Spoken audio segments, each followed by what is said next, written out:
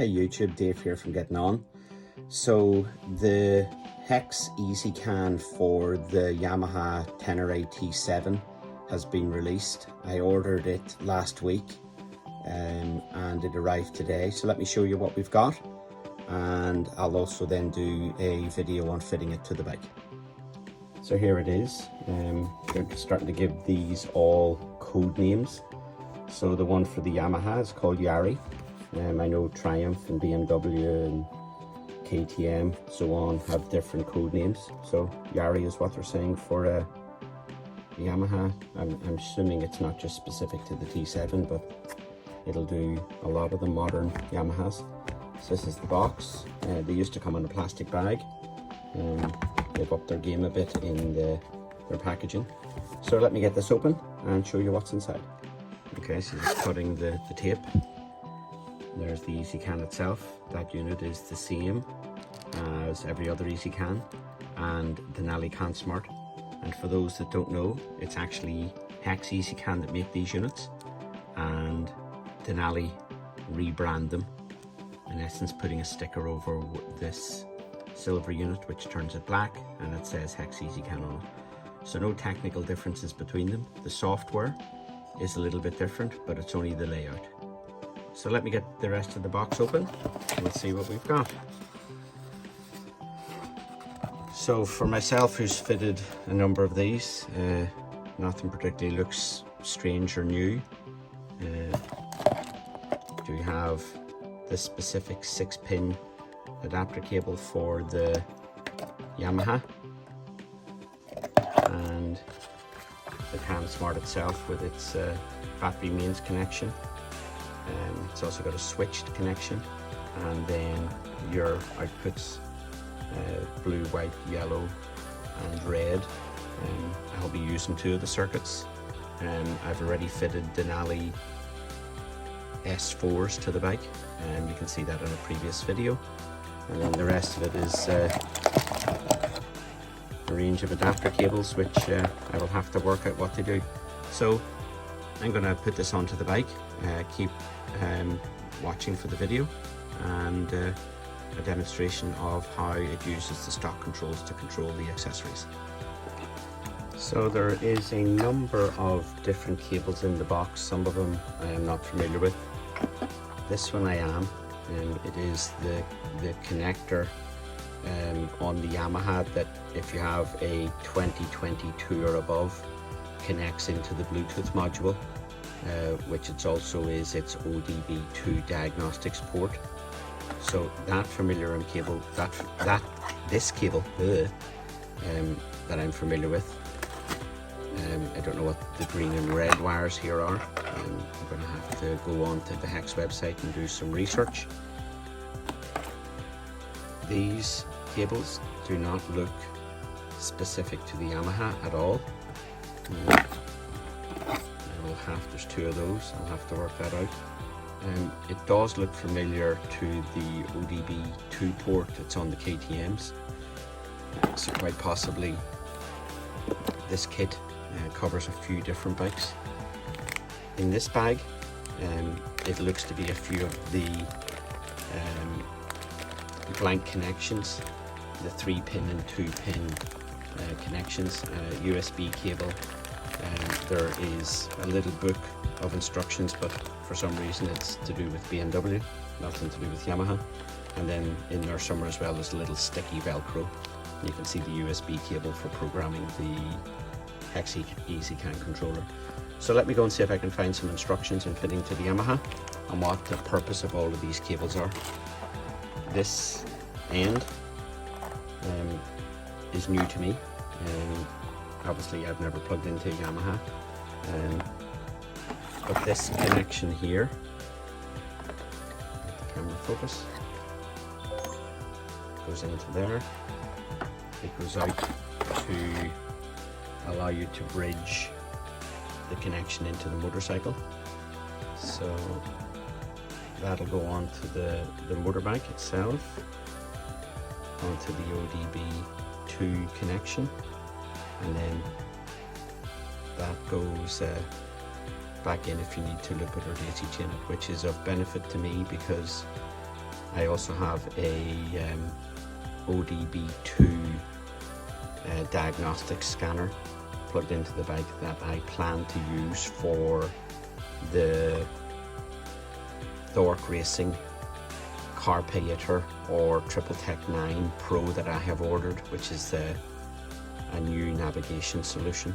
Keep a lookout for that video, it'll be coming shortly once the Triple Tech 9 Pro arrives. So let me do some research, see what all of this is about, and go from there. Hey folks, so I'm about to start the installation of the Hex eZcan controller onto my 2022 Yamaha Tenere T7 World Raid. As you can see, I've already got the Denali S4 lights fitted to each side of the bike. I used a set of crash bar mounts I bought off Amazon, and they work quite well, they look quite robust. And I already have the cable run from the two lights on a Y splitter cable going back under the seat. So let me get the seat off and show you what I'm going to do. So as per a previous video, I've applied the seat hack to the T7. Don't mind this for now, that was just a temporary measure. I've got these bolts removed and reversed.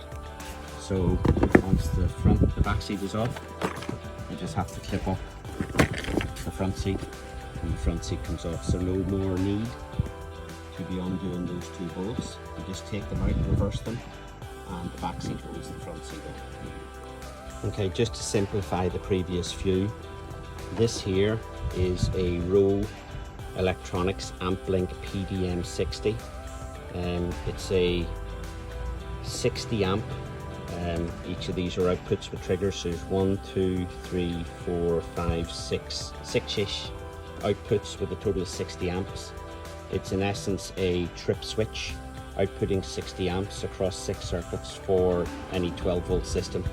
I was using this to power the Denalis, but it was constantly on, so when the ignition was on, the lights came on constantly based on an ignition trigger. So, albeit a good product, I'm keeping this for my GSA for some heated gear that I want to add to it. So, back to this, I have the AmpLink out, and I'm going to install the Hex eZcan controller unit now. As I mentioned, I already have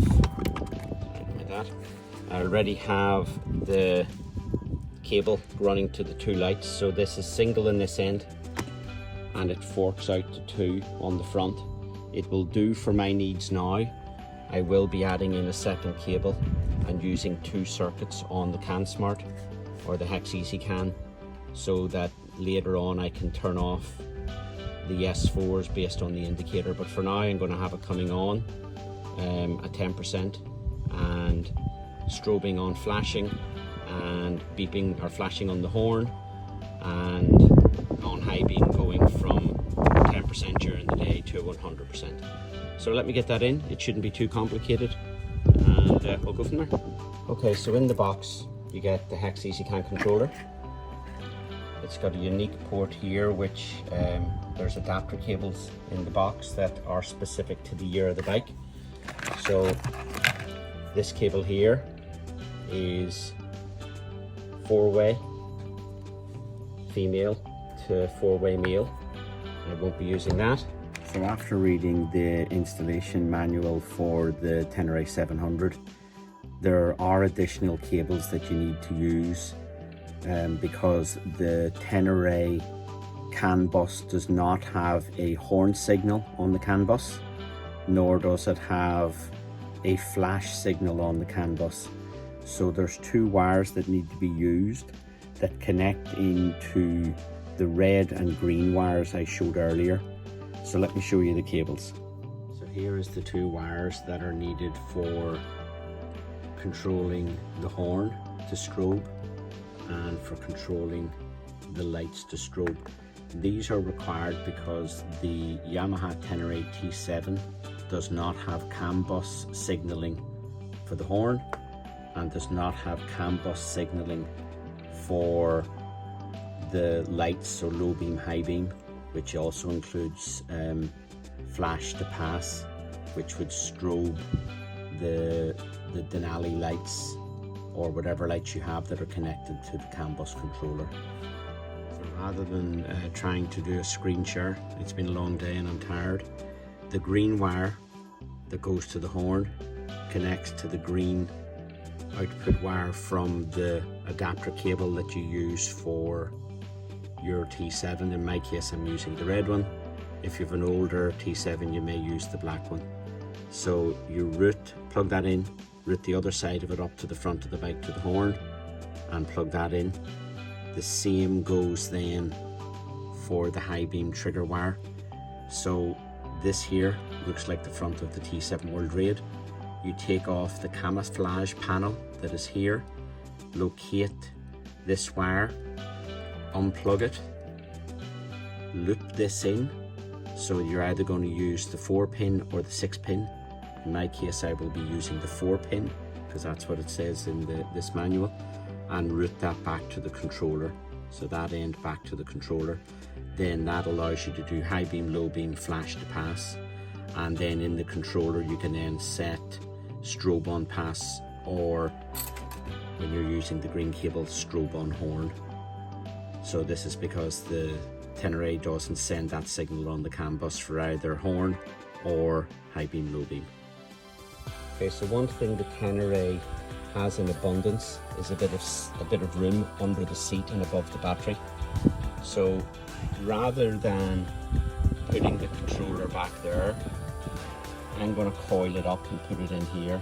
I'm going to use a mixture of tie straps and Velcro straps to hold it in place. You can see I've already disconnected the battery. That was to get the amp link out, and I will put the hex controller in the space that is abundant in here. The top tip when installing anything electronic, if it is fused, remove the fuse while you're connecting it, because you may tap the positive off the positive of the battery a couple of times, which in essence creates an arc, and that arc could be strong enough to blow the fuse. So while you're installing, just pull the fuse, connect up your leads, positive and negative. So the positive is going to be going to the positive of the battery here, and negative to the other side.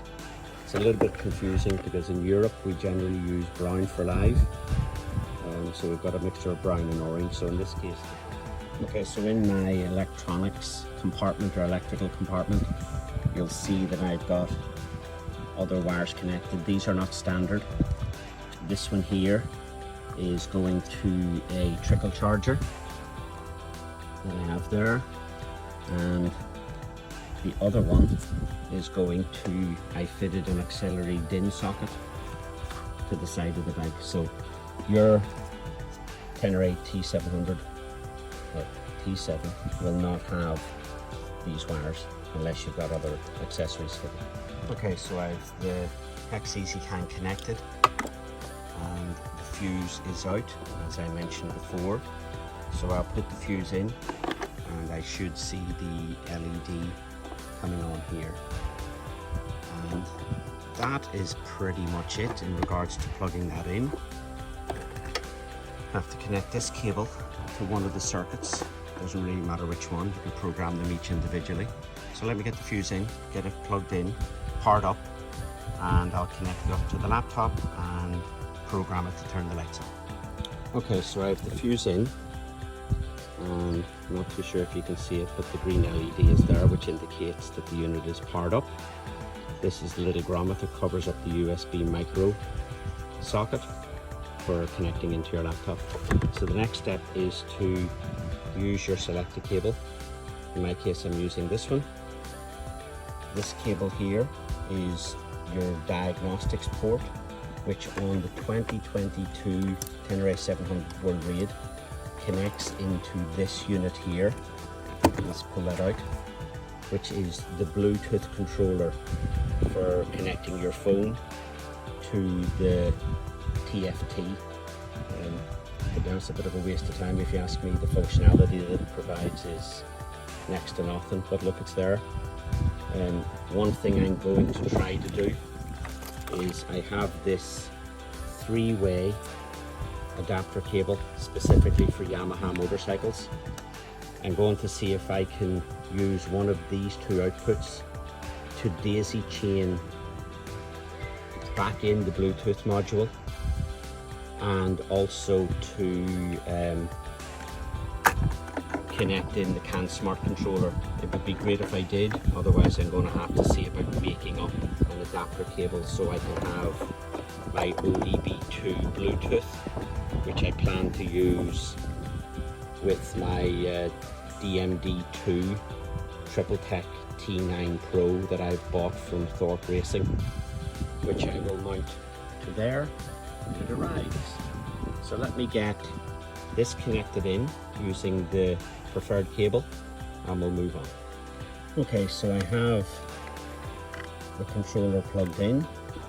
So the main output from the motorcycle, this is the ODB2 port going into the specific cable you need, and then looping back out, in my case going into the OBD2 controller instead of going back into the Bluetooth controller. As I said, I will try to see if I can use one of these to loop into this. I don't think I will because the connectors are different, but for now I want to leave the ODB2 connector in. So that's it on. It's powered up, and I now plug in the laptop and see if I can get it controlled.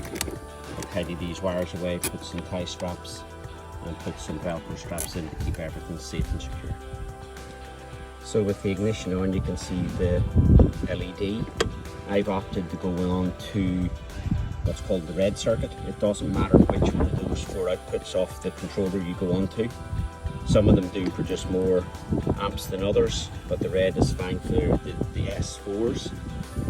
And as you can see, it has powered them on what looks to be 100%. So I'll go on to the controller, do the settings, and configure indicators and so on and so forth.